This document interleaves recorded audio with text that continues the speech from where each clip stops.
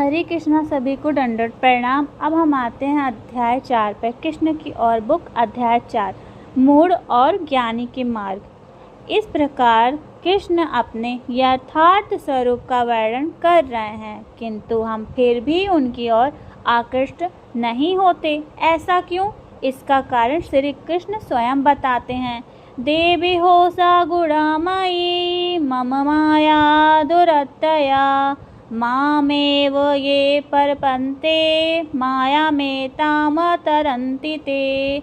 भौतिक प्राप्ति के 3 गुणों से बनी मेरी इस देवी शक्ति को पार कर पाना कठिन है, किंतु जो मेरे शरणागत हो जाते हैं वे सरलता से उसे पार कर जाते हैं। भगवद गीता का 7वां अध्याय 14वां श्लोक में ये बात श्री कृष्ण ने कही है। यह भौतिक जगत प्राकृति के 3 गुणों से आच्छादित है। प्रत्येक प्राणी इन गुणों से प्रभावित है। जब वे प्रधानता सतोगुण के अधीन होते हैं तो वे ब्राह्मण कहलाते हैं। यदि वे रजोगुण प्रधान होते हैं तो वे क्षत्रिय कहलाते हैं। यदि वे रजोगुण और तमोगुण के अधीन होते हैं तो वे वैश्य कहलाते हैं, और यदि वे तमोगुण प्रधान होते हैं तो वे शूद्र कहलाते हैं। यह केवल जन्म और सामाजिक स्थिति के अनुसार कृत्रिम रूप में थोपा गया पद नहीं है, अपितु उस गुण के कारण जिसके अधीन होकर प्राणी कर्म करता है। चतुर्वर्णामया श्रेष्ठां गुण कर्म विभागस्य तस्य कर्तारमपि मां विद्धस्कर्तारम्यव्यम्। भौतिक प्राकृति के 3 गुणों को कर्तव्य कर्मों के विभाजन के अनुसार मैंने मानव समाज के 4 वर्णों की रचना की है। यद्यपि इस प्रणाली का निर्माता मैं ही हूँ, फिर भी मुझे अविनाशी को तुम इस वर्ण का विभाग आकर्ता ही समझो। भगवद गीता का अध्याय 4 और 13वां श्लोक। इससे यह नहीं समझना चाहिए कि यह भारतवर्ष में विद्यमान विकृत जाति प्रथा का निर्देशन कराता है। श्री कृष्ण ने स्पष्ट रूप से कहा है, गुण कर्म विभागस्य। मनुष्य जाति का वर्गीकरण उनके गुणों के अनुसार किया गया है जिनके अधीन वे कर्म करते हैं, और यह सिद्धांत सारे ब्रह्मांड के मनुष्यों पर चरितार्थ होता है। जब श्री कृष्ण कुछ कहते हैं तो हमें समझ लेना चाहिए कि वे जो कुछ कहते हैं वह सीमित स्थान के लिए नहीं होता, अपितु विश्वव्यापी सत्य होता है। वे स्वयं को सब जीवों का पिता कहते हैं। पशु पक्षी जलचर वृक्ष पौधे कीड़े कीट पतंग सभी उनकी संतति कहे जाते हैं। श्री कृष्ण घोषणा करते हैं कि समस्त ब्रह्मांड भौतिक प्राकृति के 3 गुणों की अंतर क्रिया से मोहित हैं, और हम भी उसी माया के वश में हैं। अतः हम यह नहीं समझ पाते कि भगवान क्या है, इस माया का स्वरूप क्या है और इसे कैसे हमें पार करना है। यह भी भगवद गीता में स्पष्ट रूप से कर दिया गया है। देवी हो सा गुणमयी मम माया दुरत्यया मामेव ये प्रपन्ते माया में तरन्ति ते। प्राकृति के 3 गुण वो वाली इस मेरी देवी शक्ति को पार कर पाना कठिन है, किंतु जो मेरे शरणागत हो जाते हैं वे सरलता से इसे पार कर जाते हैं। भगवद गीता का 7वां अध्याय 14वां श्लोक। कोई मनुष्य शुष्क चिंतन से भौतिक प्राकृति के इन 3 गुणों के बंधन से छुटकारा नहीं पा सकता। ये तीनों गुण बड़े ही बलवान और दुर्जय हैं। क्या हम अनुभव नहीं करते कि हम बुरी तरह से भौतिक प्राकृति के चंगुल में फंसे हुए हैं? गुण शब्द का अर्थ रस्सी भी होता है। जब कोई व्यक्ति 3 मजबूत रस्सियों में बंधा है तो वह निश्चय भी बहुत कसकर बंधा होगा। हमारे हाथ पैर सतोगुण रजोगुण और तमोगुण की सुदृढ़ रस्सियों से बंधे हुए हैं, तो क्या हम आशा छोड़ बैठे? नहीं, क्योंकि यह श्री कृष्ण हमें आश्वासन देते हैं कि जो कोई उनके शरण में आ जाता है वह तुरंत ही मुक्त हो जाता है। जब कोई व्यक्ति किसी भी तरह कृष्ण भावना भावित हो जाता है तो वह मुक्त हो जाता है। हम सब श्री कृष्ण से संबंधित हैं क्योंकि हम उनकी संतान हैं। एक पुत्र अपने पिता से किसी बात पर असहमत हो सकता है, किंतु उसके लिए वह संबंध तोड़ना संभव नहीं है। अपने जीवन में उससे निश्चय ही पूछा जाएगा कि वह कौन है और उसे निश्चय ही उत्तर देना पड़ेगा कि मैं अमुक का पुत्र हूँ। वह संबंध तोड़ा नहीं जा सकता। इसी प्रकार हम सब भगवान की संतान हैं और उनसे हमारा यह सनातन संबंध है, किंतु हम केवल इसे भूल गए हैं। सबसे सुंदर है, सर्वज्ञ और अतिशय वैराग्यवान भी है।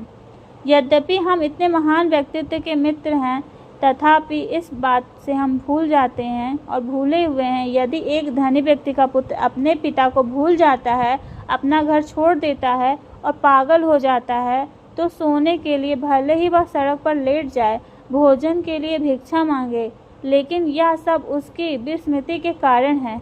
किंतु यदि कोई व्यक्ति उसे भूले व्यक्ति को यह बता दे कि वह केवल इसीलिए दुख भोग रहा है कि उसने अपने पिता का घर छोड़ दिया है, और यह कि उसका पिता एक बहुत धनी व्यक्ति और विशाल संपत्ति का स्वामी है और इसे बिछड़े पुत्र को फिर से पाने के लिए उत्सुक है, तो उस पुत्र को बड़ा लाभ हो सकता है।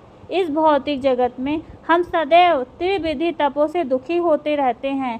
अपने मन तथा शरीर से उत्पन्न होने वाले दुख, दूसरी जीवात्माओं से होने वाले दुख और भौतिक प्रकोप जैसे बाढ़, भूकंप इत्यादि से प्राप्त दुख, भौतिक प्रकृति के 3 गुणों के वशीभूत होने के कारण हम इन दुखों से बेसुध हैं। किंतु हमें सदैव जानना चाहिए कि इस भौतिक जगत में हम इतना दुख भोग रहे हैं। जिस व्यक्ति की चेतना पर्याप्त रूप से विकसित है और बुद्धिमान है, वह यह प्रश्न करता है कि वह क्यों दुखी है। दुख में तो मैं चाहता ही नहीं हूँ, तो मुझे दुख क्यों? जब यह प्रश्न उठता है तो मनुष्य के लिए कृष्ण भावना भावित होने का सुअवसर आता है। जैसे कि हम श्री कृष्ण की शरण में जाते हैं, श्री कृष्ण हमारा हार्दिक स्वागत करते हैं, ठीक एक खोए हुए बालक के समान जो अपने पिता के पास लौटने के लिए उनसे प्रार्थना करता है। मेरे प्रिय पिताजी, मुझे गलत फहमियों के कारण मैंने आपकी छत्र छाया को छोड़ दिया है, पर मैं बहुत दुख उठा रहा हूँ। अब मैं आपके पास लौट आया हूँ। पिता अपने पुत्र को गले लगाकर कहते हैं, मेरे प्रिय पुत्र आओ, जब से तुम बिछड़े हो मैं तुम्हारे लिए बहुत व्याकुल हूँ। अब मुझे लौट के आओ तो मैं बहुत प्रसन्न होगा। पिता इतना कृपालु है, हम भी ठीक इसी स्थिति में हैं। हमें भी श्री कृष्ण के शरणागत होना है और यह कोई कठिन कार्य नहीं है। जब एक पुत्र अपने पिता के प्रति आत्मसमर्पण करता है, तब क्या वह एक बहुत कठिन कार्य है? नहीं, यह एक नितांत स्वाभाविक बात है और पिता सदैव अपने पुत्र का स्वागत करने के लिए तैयार रहता है। इसमें अपमान का कोई प्रश्न नहीं होता। यदि हम अपने परम पिता के समक्ष नतमस्तक होकर उनके चरण कमलों को छुएं, तो ना तो कोई हानि होगी, ना यह कोई कठिन कार्य है। वास्तव में यह हमारे लिए एक गौरव की बात है। हम ऐसा क्यों ना करें? कृष्ण की शरण में जाने से हम तुरंत ही उनकी सुरक्षा में आ जाते हैं और समस्त तापों से छुटकारा पा जाते हैं। सारे शास्त्र इस बात का समर्थन करते हैं। गीता के अंत में श्री कृष्ण कहते हैं, सर्वधर्मान् परित्यज्य मामेकं शरणं व्रज, अहं त्वां सर्व पापेभ्यो मोक्षयिष्यामि मा शुचा। समस्त प्रकार के धर्मों का परित्याग करो और मेरी शरण में आओ, मैं समस्त पापों से तुम्हारा उद्धार कर दूंगा। डरो मत। भगवत गीता के 18वें अध्याय के 66वें श्लोक में ये बात श्री कृष्ण ने कही है। जब हम अपने को भगवान की शरण में अर्पित कर देते हैं, तो हम उनके संरक्षण में आ जाते हैं और उस समय से हमें किसी प्रकार का भय नहीं रहता। जब बालक अपने माता पिता की सुरक्षा में होते हैं, तब वे निर्भय होते हैं, क्योंकि वे जानते हैं कि उनके माता पिता उन्हें कोई हानि पहुंचने नहीं देंगे।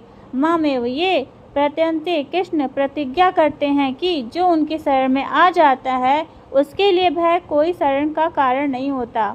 यदि कृष्ण की शरण में आ जाना इतना सरल कार्य है, तो लोग ऐसा करते क्यों नहीं? उल्टे अनेक लोग ईश्वर के अस्तित्व को ही चुनौती देते हैं और दावा करते हैं कि प्राकृतिक और विज्ञान ही सब कुछ है, भगवान कुछ नहीं है। ज्ञान में सभ्यता की ऐसी तथाकथित प्रगति का अर्थ यह है कि लोग अधिकाधिक बढ़ता जा रहा है। लोग ईश्वर की चिंता नहीं कर रहे, प्राकृतिक की चिंता कर रहे हैं। हरे कृष्णा। आगे की जानकारी हम सेकंड पार्ट में देखेंगे।